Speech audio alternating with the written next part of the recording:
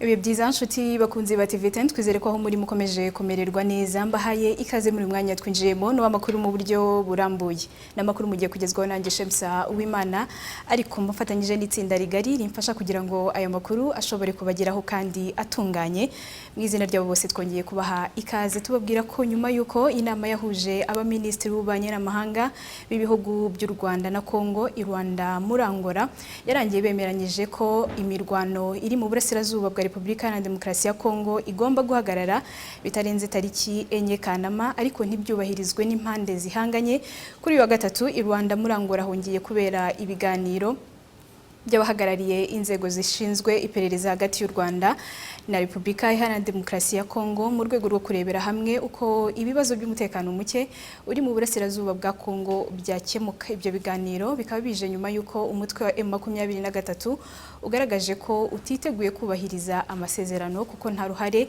yayagizemo.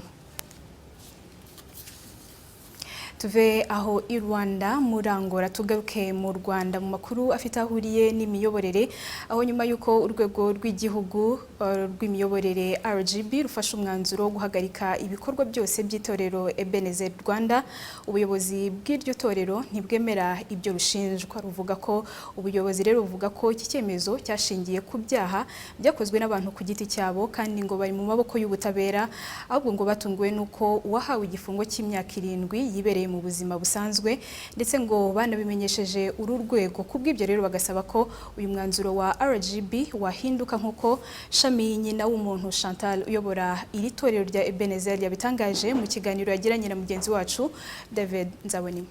Ibaruwa twe yakugezeho kuri 31 ariko yanditswe ku itariki 29 z'ukwa karindwi.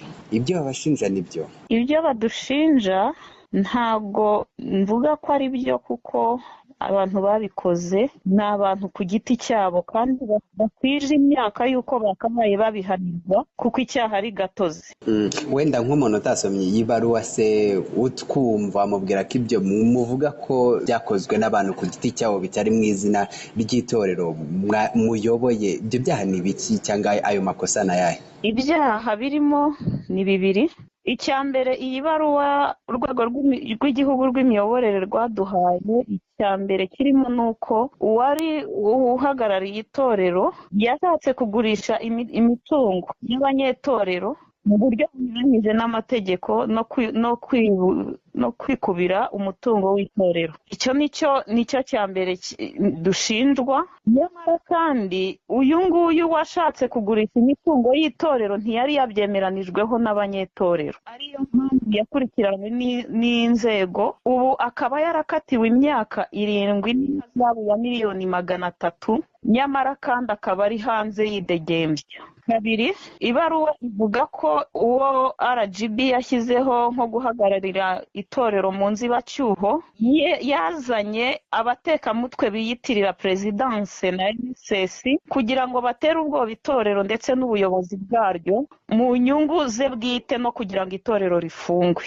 Ibyo nawe twitabaje inzego z'umutekano tukimara kubibona. Urwego rw'umutekano rwaraje rufata abo bantu rubafatira mu cyuho rurabafunga nyuma y'iminsi 30 bararekurwa ariko icyaha kikibariho kuko n'uyu munsi ku itariki 7 z'ukwa munani bitabye urukiko kwisobanura ku byaha baregwa. Cya gatatu nuko iyi baruwa ivuga ko itorero Ebenezer Rwanda nta bayobozi cyangwa se abakristo bari qualified mu bijyanye na theology baririmo.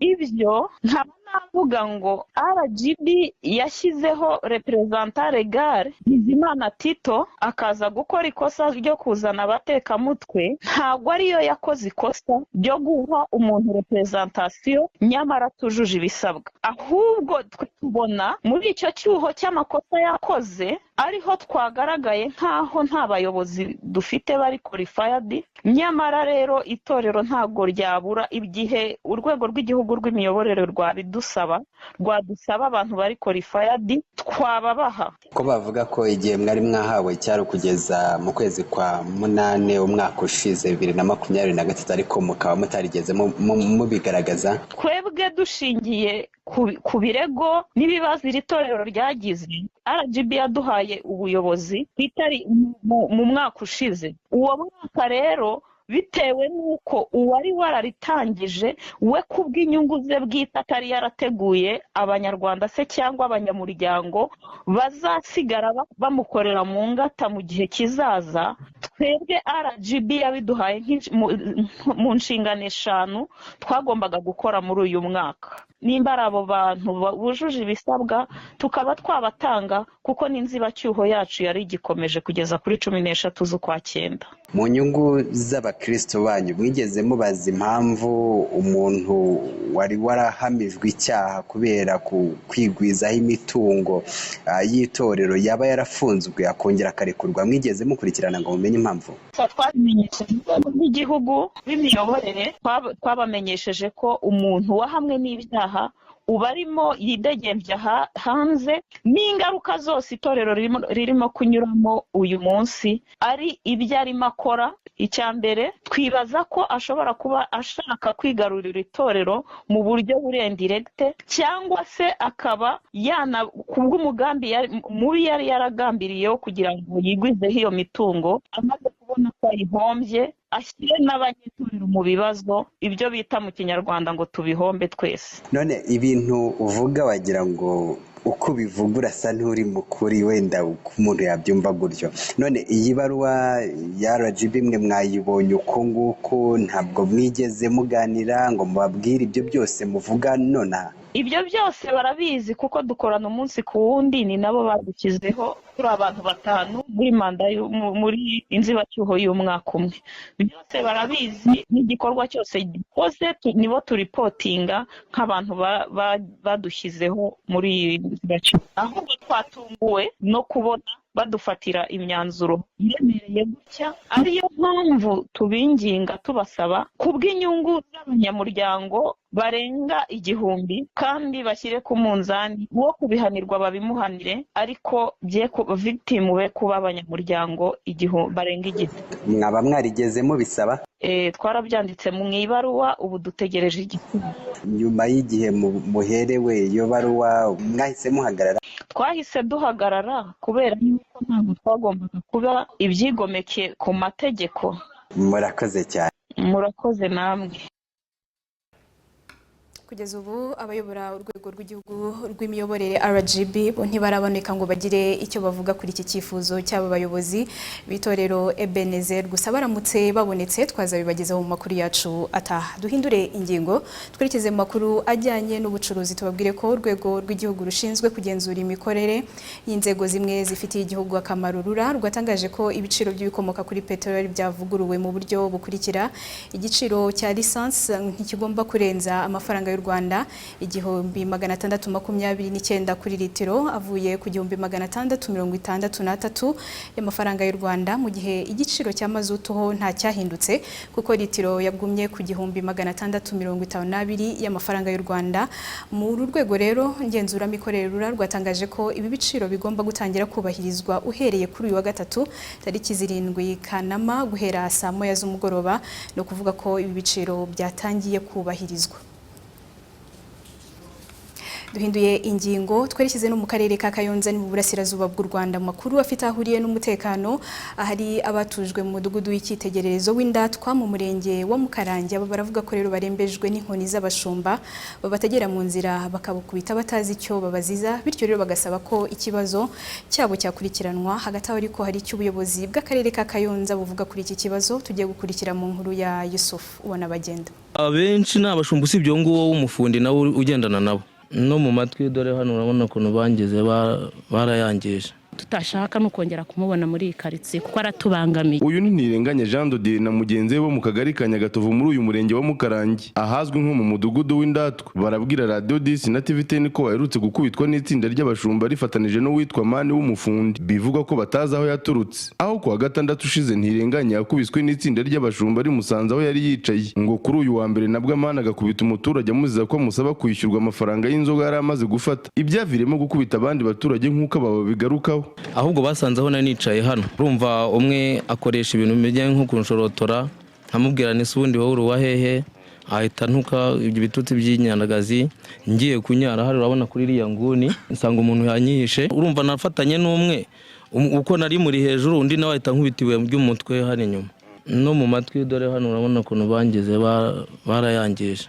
Ikibazo cyanjye nta muyobozi ntakibwiye, ari na gitifu umurenge arakizi, ari na bamudugudu barakizi, kandi sinanjye nyine bibaho. Ahangaha mu mudugudu bafite akantu bakora gashene, aho nuko ngo nimba abashumba bishyize hamwe, ubwo nyine ni groupe yabo badashaka nagwa mushaka nyine. Yari afite 2,000 gutya mu ntoki, ndamubwira nti ngaho nyishyura, ngo mfite kukwishyura no kutakwishyura. Kubera icyo ufite kunyishyura no kutanyishyura, kandi ngiye ngo haye inzoga yanjye, ngo nanayimena, ngo nkasohoka nkagenda, ngo nta kintu wantwara. Ubwo arwana ajya gufata ku makazi yanjye, ngenda nyitambitse, abankubise ingumi. Iri jisho ubu byabyimbutse nijoro cyanganaga gutya. Uwiwanjye baramufashe na mutekano, akubita mutekano ahita aruma n'uwiwanjye urutoki. Amaze kumuruma, amaze no gukubita mutekano igipfunsi, we yahise yirukanka aragenda. Mu gitondo yongeye ambyukiraho, araza aza hano aragumya arisararanga, aravuga ati reka njye gufata kamwe nindangiza nidoroge, ngewe ndakora akantu, icyo nshaka nuko nshyirwa ngeze ku cyo nshaka. Abayobozi mu nzego z'umudugudu ndetse na bamwe mu baturage baremeza ko hatagize igikorwa babashumba n'uyu witwa Mani ngo yirukanwe mu gace, ngo byazaviramo bamwe kuhasiga ubuzima. Nitwa Mugwaneza Marie Therese, nkaba ndi mutwara sibo. Nimugoroba yakoze ibintu byo kurwana, noneho uwo yakubise amurema uruguma aza kundegera. Kuri twebwe ntago twebwe aratubuza amahoro, nta badakubita. Urebye ngira ngo n'itabi n'inzoga byose akavanga. Ninjoro babivuze, bahuruje kuri ribu yanaje ije isanga aragiye, aratoroka ariruka. Hatagize igikorwa waravuga ko azica umuntu akagenda. Icyo tutashaka no kongera kumubona muri iyi karitsiye kuko aratubangamiye. Sinzi iki tuba bina ubwo muvunyi nakagenda kajya handi. Kose wambwa akagenda gusa. Ndigendeye. Leta yamutwara abantu bakagira amahoro. Uyu witwa Mani ushinzwe gukubita abaturage akimara kumenya ko umunyamakuru akeneye kuganira nawe aho yari yagiye kugura inzoga, abonye umunyamakuru yahise yiruka. Ibisa n'ibimenyereye kuko ku wa mbere yacitse inzego z'umutekano zije gukurikirana iki kibazo. Afashe telefone gutya aca hariya mu kibuga, aratambika gutya ahagarara ku biti biri higiri arirukanka.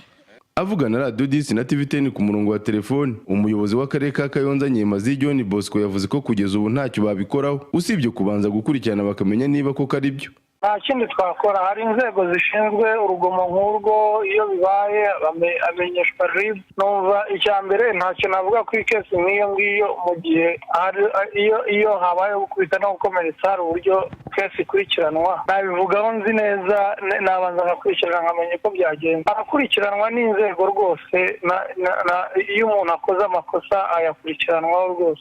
Kuvanwa mu mudugudu si cyo gisubizo cyonyine, igisubizo harimo no kugororwa no guhanwa ku makosa. Ni ikibazo abaturage batuye muri uyu mudugudu w'Indatwa muri aka kagari ka Nyagatovu basaba ko iri tsinda ry'abashumba n'uyu witwa Mani bakurikiranwa ngo bagahanwa ndetse bagakurwa muri uyu mudugudu. Yusufu ubona bagenda, Radio TV10 mu karere ka Kayonza.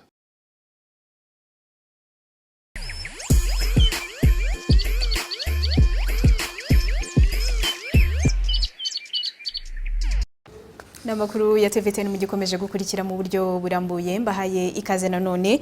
Tukomereje mu karere ka Rutsiro, hari bamwe mu basigajwe inyuma n'amateka bo mu murenge wa Kigeyo bavuga ko umwuga w'ububumbyi ubarinda kwiba, ariko kandi bakavuga ko bakiwukora mu buryo buciriritse, ndetse ngo kubona bimwe mu bikoresho nk'ibumba nabyo ngo biracyabagora. Ibyo babiganirije Emmanuel Ndahayo.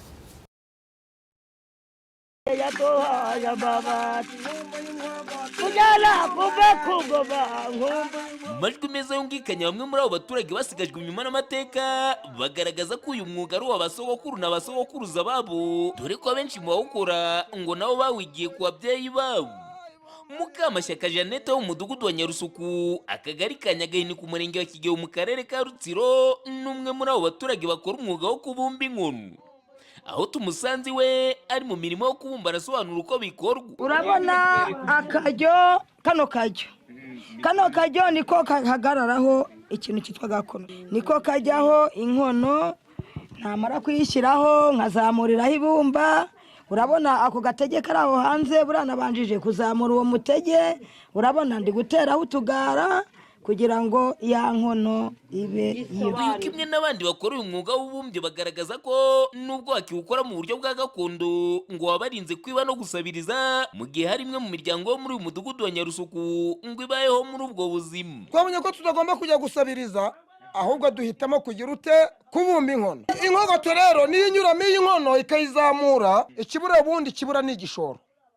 Naho ufite mu mutwe wabonye igishoro wakora. Dukeneye ko leta yadufasha mu bubumbyi, uko ububona leta idufashije twabuvamo tukajya no mu bindi. Iyi ni nkono yo bajya bita gihanga cyahanze inka n'ingoma. Nose ngiye sinabifatiye kuri papa na mama. Uyu mwuga ukoresheje gushobora kumbeshaho sinkubitigwe mu by'abandi, kuko iyo ari nkono 30 cyangwa 20 shobora kwameze neza. Gusa uyu mwuga ugaragazwa nk'uw'agaciro ku bawukora, bavuga ko kirimo imbogamizi nyinshi ndetse bagasaba ko bafashwa kuwuteza imbere kugira ngo nabo bateze imbere. Sibyo yuko ibumba ry'inanga ridashoboka, twabuze ibumba rizima. Uratuvuganira iryo bumba ryanjye nzaribone ngewe njya nirirwa niyicariye. Icyakora ubuyobozi bw'umurenge wa Kigeyo bugaragaza ko butarakira umushinga w'ubumbyi bw'inkono, ariko ngo abo baturage baramutse bashaka kuwukora kinyamwuga ngo bakwegera umurenge ukabafasha kubona inkunga zigenerwa imishinga yo guteza imbere abaturage, nk'uko ku murongo wa telefone umunyamabanga nshingwabikorwa w'umurenge wa Kigeyo Bwana Mudahemuka Christophe abisobanura. Umuntu abagira inama niba bashaka gukora ubwo bubumbyi bagakora umushinga waterwa inkunga, kuko ayo mafaranga tujya tuyabaye bakoze imishinga, ariko kugeza ubu nta mishinga y'ububumbyi yo kubumba inkono twe twabona. Icyo gihe baramutse bayikoze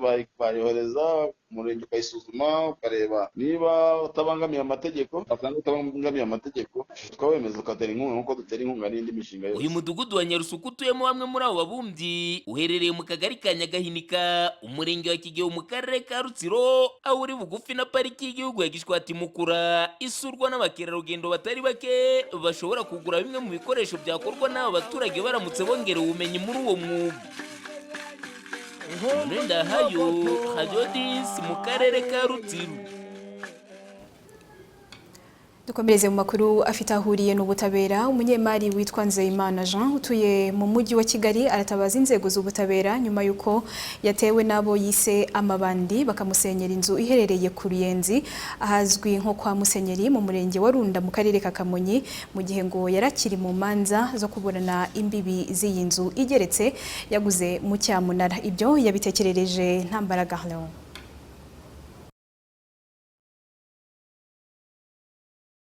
Ikibazo uko giteye iriya nzu nayiguze mu Cyamunara, nayiguze mu Cyamunara tuza gusanga hagomba gukosorwa imbibi, ari ukuntu aho inzu yari yubatse na korotire yayo byari muri PIH banke tuvugana ko izahuza ubutaka ko izabikosora, bijya mu manza, bijya Gaturabwenge, bijya Muhanga, bigira gute. Buriya hari ikirego cyari kirimo batasuzumye, urukiko rutworiyanta kujya mu nzego z'ibanze kugira ngo zikemure icyo kibazo. Waje kunsenyera ni umuryango, ni bamwe mu bagize umuryango wa bene wabo uwahoze ari nyiri iriya nzu witwa Karemanyeho Gonzaze, bakoresheje umuwisiye pangayi wawe baramufungiranye barashyizeho senyenge. Yego, inzu principale baramufungiranye bashyiraho senyenge, nibyo nita ko ari urugomo. Ubwo Radio TV10 yageraga kuri iyi nyubako yasanze biganjemo urubyiruko bakiri gusenya igice cy'iyi nzu. Uwitwa Ngoga Emmanuel wari warahakodesheje avuga ko abantu atazi babanje kumuheza mu nzu nyuma ariko ngo baza kuhamukura ndetse bamwemerera gusohoka. Yakomeje abiganiriza Ntambaraga Leon. Bonye ubuyobozi bw'akarere buza hano buzana na landlord wanjye, bavuga ko bazagaruka kuza bakareba uburyo bagikemura. Ubwo rero uyu munsi nibwo mbaye sipri mu kanya mbona abantu baje igitero n'amapiki n'amaponseze baje gusenya nta bindi. Hashize n'icyo gufungiranya hano. Hashize hafi icyumweru n'igice. Urasohoka ntusohoka? twamaze iminsi 2 hano tudasohoka. Umunsi wa kabiri nibwo twasohotse aribwo bamenye hariya hirya ndibuze ko bakwereka. Nibwo babomoye batubwira ko ariho tuzajya tunyura. Turasaba ubutabera ko bwaturenganura kuko hari ibyo banyangirije. Anje nk'umucuruzi naranababwiye nasabye waruje gusenya ndamubwira noke niba ufitanye n'ikibazo nuwo nakodesheje nge mwampa priyavi nkashaka aho nshyira ibintu byanjye mutanyangirije ariko ntago banyumvishe ibintu barabimenaguye n'ibindi babifungiranamo hariya mu gikoni. Iyi nkuru dukomeje kuyikurikirana tuzayibagezaho mu buryo burambuye mu makuru yacu ataha twumva nicyo inzego z'ubuyobozi zibivugaho cyane ko ngo atari ubwa mbere inzu bashatse kuyisenya. Duhindura ingingo twerekeze mu makuru tukiri mu makuru ajyanye n'ubutabera ariko noneho mu karere ka Huye umuturage witwa Macumu Jean Marie wo mu murenge wa Huye muri aka karere ka Huye aravuga ko hari umuturanyi we wamutwariye umwana w'umukobwa wari ufite imyaka 15 y'amavuko none kuri ubu imyaka ikabibaye ine batazi irengero ry'uwo mwana. Ubuyobozi bw'akarere ka Huye bugira inama uyu muryango utanga ikirego bigakurikiranwa. Pastor Eugene Nzabihimana arakomeza n'inkuru irambuye. Macumi Jean Marie n'umufasha we Nyiraminani Celine n'ababyeyi bombi batuye mu mudugudu wa Kinyana mu kagari ka Nyakagezi umurenge wa Huye mu karere ka Huye. Aba bavuga ko imyaka igiye kuba 4 babuze umwana wabo w'umukobwa wari ufite imyaka 15 y'amavuko ngo akaba yaratwawe n'umuturanyi wabo wamutwaye batabizi nyuma akaza kubabwira ko yamujyanye gukora akazi ko mu rugo nyamara kugeza n'ubu akaba atarashobora kubereka aho yamujyanye. Umuntu yaraje aramunyiba mu rugo. Amaze kumunyiba mu rugo yaragiye aratuza aricecekera. Iyo myaka yose yashize umuntu duturanye mu mudugudu aricecekera. Amaze kwicecekera ubwo umwana ahantu yamujyanye twaje kumurega. Tumaze kumurega turagenda tukamubaza tese umwana kuzi ko wumva ko wemera ko ahantu hamujyanye wakwerekanye ahantu hamujyanye hariho ngo ntago ngo aho namujyanye ngo narahamujyanye ngo ariko ngo ngiye ngo nsanga ngo barimutse. Ngo mugiye mvuze ati tuzasubirayo umugabo we yaraje aravuga ati humura wigira ikibazo umwana wangiye gutanga itangazo mushake isaha ku isaha umwana azaboneka ariho. Ubwo rero nategereje ko yatanga itangazo ndaheba subira kuri RIB mbabwira ukuntu yambwiye none ntubu ntegereze mbanze ndebe. Barambwira ati genda ubwira umukuru w'umudugudu yongera amusange amubaze ibyo amubwira duhamagara tubwire. Nagiye mbibwira umukuru w'umudugudu ntiyigeze amureba naho byahereye. None ndajyana nimba hari ubufasha mwafasha mube mwabumfasha. Ababyeyi w'umwana batewe inkeke no kuburirwa irengero kwe kuko n'abaturanyi babo nabo bavuga ko bahangayikishijwe n'iki kibazo bakifuza ko hagira igikorwa ngo gikurikiranwe hamenyekane aho umwana yarengeye. Tujya twumva ko hari abana bagenda bakabagurisha cyangwa se n'icyo bakabakoresha imirimo gihamanye ariko noneho uko biri kose umwana amaze nk'imyaka 5 cyangwa 6 nawe wagira ikibazo waramubyaye.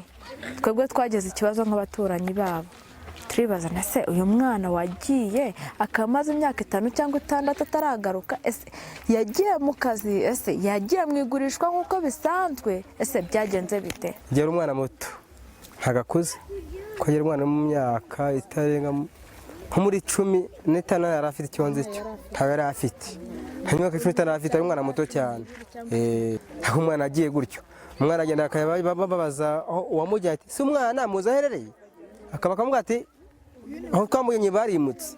Icyifuzo cyacu nuko yatweretse umwana wacu ahaherereye. Twagerageje gushakisha uwo ababyeyi bashyira mu majwi kujyana uwo mwana ntitwamubona. Umuyobozi w'akarere ka Huye Sebutege Ange avuga ko iki kibazo akizi akavuga ko yagiriye inama ababyeyi kwegera urwego rw'ubugenzacyaha RIB rukabafasha. Umubyeyi twamugiriye inama yo gutanga amakuru kuri RIB kandi uwamutwaye nuko amuzi kugira ngo niyo ntuzi twamugiriye. Ababyeyi bavuga ko iki kibazo bari barakigejeje ku buyobozi bw'umudugudu n'akagari ngo ntiyagira igikorwa ari nabyo byatumye iyo myaka yose igera kuri 4 ishira iki kibazo kitarakemuka. Prince Theogene Nzabihimana, Radio TV10, Ihuye mu Ntara y'Amajyepfo. Nkuko bisanzwe mu makuru yacu ya buri wa gatatu tubagezaho igice twahariye ikinyarwanda muri benecyo. Uyu munsi Emeline Mbabazi yaganiriye n'abantu batandukanye ku bisobanuro by'amagambo y'ikinyarwanda arimo isari, isata n'ayandi. Ikaze mu cya gice cyacu twahariye ikinyarwanda muri bene cyo, aho tugaruka ku magambo atandukanye y'ikinyarwanda tukayaganira n'abantu batandukanye bakadufasha kuyasobanukirwa. Icyakora natwe twifashisha inkoranyamagambo y'ikinyarwanda kugira ngo tuyabasobanurire neza. Ubusenzi ni ubuntu bugayitse cyane, ni umuntu uba yarataye nk'agaciro akagira ate, ese ni umuntu utakibarwa nk'umuntu. Ubusenzi nzi ko ari ubwoya buba ku murizo w'inka, nibwo nzi ubusenzi. Hari ubusenzi twakuze tuzi ko ari nk'igitutsi, muravuga ngo uri umusenzi. Ubusenzi si ubu nakumva ari nk'igitutsi. Ubusenzi ngo ni utuntu tuba ku murizo w'inka nyine. Ubusenzi si ubwo byuriye. Isari n'ubu yanyishe ngewe. Isari ni inyota rwose ikomeye, unanyweye amazi hano ku karere ariko gushira kubera iri zuba yaguye isari urumva ko inyota yamwishe cyane bikaze, ukabona arazana ikintu kimeze nk'urufuzi mu kanwa, mbese ukabona ko umunwa wumye, yaguye isari. Nzi ko umuntu aba ashatse kuvuga ngo ni inzara, aba yishwe n'inzara. Hari umugani w'umunyarwanda bakunda kuvuga kera ngo nimba ari isari yasumbye intuza, yasumbye iseseme, wasanga isari si nk'inzara se buriya wasanga ari nk'inzara. Isari bivugwa bitandukanye, ariko icyo nzi cyo isari nanone bishobora gusobanura kwicwa n'inzara. Isata ni ikintu gikomeye. Numvise bavuga ko umuntu ukuze cyane ugira imyaka yo hejuru aba yabonye isata. Isata numva ritari kuza neza. Isata yo ntago nayibonera ikinyarwanda nonaha neza. Nyuma yo kumva uko abantu batandukanye bumva amagambo twaganiriye, reka natwe twifashishe inkoranyamagambo y'ikinyarwanda tuyabasobanurire. Ijambo rya mbere twaganiriyeho ni ubusenzi. Ubusenzi ni ubwoya buba ku mpera y'umurizo w'inyamaswa zitandukanye nk'inka, inzovu, intare n'izindi. Ijambo rya kabiri twaganiriye ni isari. Isari ni inzara umuntu agira iyo ari ku zuba ryinshi ikamuca intege. Irindi jambo twaganiriyeho ni isata. Isata ni amazi menshi azamurwa n'umuyaga mu kiyaga agatumbagira mu kirere. Reka tubashimire mwese twabanye mu gice cyacu cy'ikinyarwanda muri bene cyo, tubararikire kuzakurikirana icy'ubutaha. Mwari kumwe nanjye Emeline Mbabazi, ndabashimiye. Arakoze, twizere ko namwe hari icyo mwakuyemo muri cya gice twahariye ikinyarwanda muri bene cyo. Tunahindura ingingo ndetse twerekeze mu makuru yiriwe avuga hanze y'u Rwanda, arimo nuko kuri uyu wa gatatu igihugu cya Turkiya cyatangaje ko bagiye kwifatanya na Afrika y'Epfo mu kirego yareze Israel mu nkiko mpuzamahanga mpanabyaha. Hamwe n'andi makuru yiriwe avugwa hanze y'u Rwanda twayakusanyirijwe na Denise Mbabazi Mpambara. Aya makuru avugwa hanze y'u Rwanda reka tuyahere muri Repubulika ya Demokarasi ya Kongo, aho Perezida Felix Tshisekedi ashinja Joseph Kabila asimbuye kuba inyuma y'ihuriro ry'inyeshyamba AFC M23 ritavuga rumwe n'ubutegetsi bwe. Ibyo Perezida Tshisekedi yabigarutseho mu kiganiro n'abanyamakuru. Aba kandi umukuru w'igihugu wa mbere muri icyo gihugu ushinja uwo yasimbuye kuba mu bikorwa nk'ibyo. Ibyo ngabishingira ku kuba yaranze kwitabira amatora aheruka mu mwaka wa 2023. Icyakora ukuri ishyaka rya Joseph Kabila, Ferdinand Kambere, yahakanye ibyo bivugwa, avuga ko nta shingiro bifite. Yavuze ko ibyo Perezida Tshisekedi yatangaje bigaragaza kutagira amakuru ahagije ku mutekano mu burasirazuba bwa Kongo. Hagati aho ihuriro AFC M23 ntacyo baravuga ku byatangajwe na Perezida Tshisekedi. Alliance Fleuve Congo iyobowe na Corneille Nangaa wahoze akuriye komisiyo y'amatora muri Repubulika ya Demokarasi ya Kongo, ikaba ihuriyemo abanyapolitike n'imitwe yitwaje intwaro, aho bafatanyije n'umutwe wa M23 ndetse ubu by'umwihariko bagenzura igice kinini cya Kivu ya ruguru. Hakurya y'umugabane wa Afrika, Turkiya isanzwe idashyigikiye Israel mu ntambara imaze igihe irwana muri Gaza, kuri wa gatatu yashyikirije urukiko mpuzamahanga mpanabyaha inyandiko yunga ku kirego cya Afrika y'Epfo gishinja Israel ibyaha bya jenoside. Israel yashinjwe gukora jenoside abanyepalestine ndetse irega mu rukiko mpuzamahanga mpanabyaha. Ni nyuma y'uko mu bihe bitandukanye Perezida wa Turkiya Recep Tayyip Erdogan yakunze kugirana na Benjamin Netanyahu, Minisitiri w'intebe wa Israel, na Adolf Hitler wakoze jenoside y'Abayahudi, ndetse agasaba ko icyo gihugu cyafatirwa ibihano. Icyakora Israel yakunze guhakana ibyo birego, ahubwo bagasobanura ko ibyo bakora ari ukwirwanaho no gushaka kubohoza abaturage bayo bashimuswe mu Kwakira umwaka ushize, ubwo Hamas yateraga igatwara hamwe. Hari ibindi bihugu nabyo kandi bitegerejweho kuziyunga kuri Afurika y'Epfo birimo Libya, Mexico, Espagne ndetse n'ibindi. Aya reka tuyasoreze ku nkuru y'akababaro y'urupfu rw'umukinnyi wa filimi Kone Chiume w'umunyafurika y'Epfo wagaragaye muri filime yakunzwe cyane The Black Panther witabye Imana afite imyaka 72 y'amavuko. Inkuru y'urupfu rwe yemejwe n'umuryango we watangaje ko yaguye mu bitaro i Johannesburg ku gicamunsi cyo kuri wa kabiri, batangaza ko mu gihe kiri imbere baza gutangaza ibindi bikorwa bijyanye no kumushyingura. Uyu Chiume azwi cyane muri sinema cyane muri Afurika y'Epfo, aho yakunze kugaragara muri za filimi zitandukanye zagiye zikundwa ndetse yagiye atwara n'ibihembo byinshi muri sinema. Nyuma y'inkuru y'urupfu rw'umukinnyi wa filime w'umunyafurika y'Epfo, ibyamamare bitandukanye ndetse n'abandi bafatanyaga mu mwuga wa sinema bakomeje gutanga ubutumwa bihanganisha umuryango we, abandi bagaragaza akababaro batewe n'urupfu rwe. Ayo makuru yo hanze y'u Rwanda akaba ari nayo tugejeje ku musozo wayo twari twabateguriye mu izina ry'itsinda rigari ryamfashije gutegura no kubagezaho aya makuru. Turabashimiye kandi cyane kuba mwabanye natwe muri aya makuru. Mwari kumwe nanjye Shemsa Uwimana, mbifurize gukomeza kugira ibihe byiza. Hagati aho gahunda n'ibiganiro bya TV10 byo birakomeje, bikomeze bibanogere.